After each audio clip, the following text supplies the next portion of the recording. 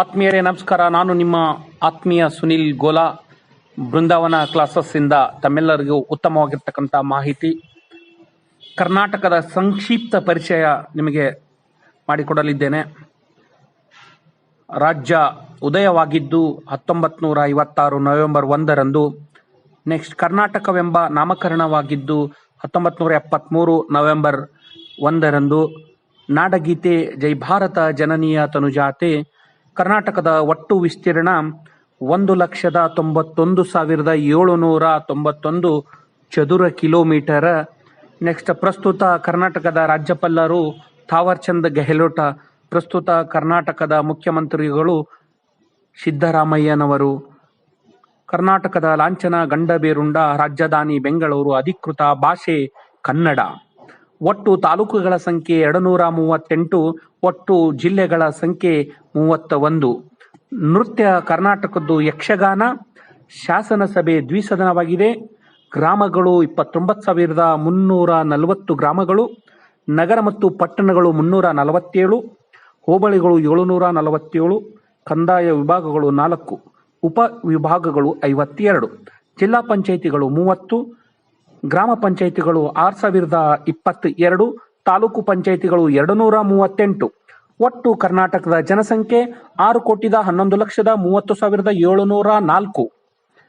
ಪುರುಷರ ಜನಸಂಖ್ಯೆ 3,10,57,742.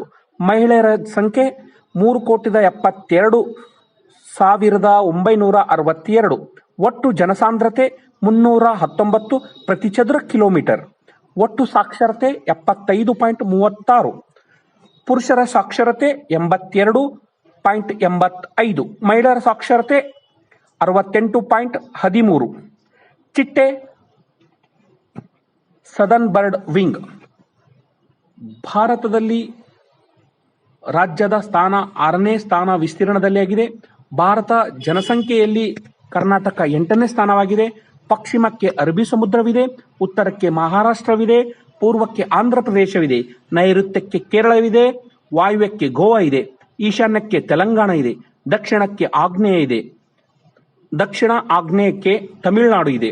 ಉತ್ತರ ಕೊನೆಯ ಜಿಲ್ಲೆ ಬೀದರ್, ಪೂರ್ವದ ಕೊನೆಯ ಜಿಲ್ಲೆ ಕೋಲಾರ, ದಕ್ಷಿಣದ ಕೊನೆಯ ಜಿಲ್ಲೆ ಚಾಮರಾಜನಗರ, ಪಶ್ಚಿಮದ ಕೊನೆಯ ಜಿಲ್ಲೆ ಉತ್ತರ ಕನ್ನಡ. ಎತ್ತರ ಶಿಖರ ಕರ್ನಾಟಕದ್ದು ಮುಳ್ಳಯ್ಯನಗಿರಿ. ಪೂರ್ವದಿಂದ ಪಶ್ಚಿಮಕ್ಕೆ 400 ಕಿಲೋಮೀಟರ್, ಉತ್ತರದಿಂದ ದಕ್ಷಿಣಕ್ಕೆ 750 ಕಿಲೋಮೀಟರ್. ಒಟ್ಟು ಲಿಂಗಾನುಪಾತ 968. ಪ್ರಾಣಿ ಏಷ್ಯನ್ ಪ್ರಾಣಿ. ಸರ್ಪ ಕಾಳಿಂಗ ಸರ್ಪ. ಹೂ ಕಮಲ. ಕರ್ನಾಟಕದ ಮರ ಶ್ರೀಗಂಧ. ಅಕ್ಷಾಂಶ 11, 31, 18, 45 ಉತ್ತರ. ರೇಖಾಂಶ 74, 12, 78, 40 ಪೂರ್ವ.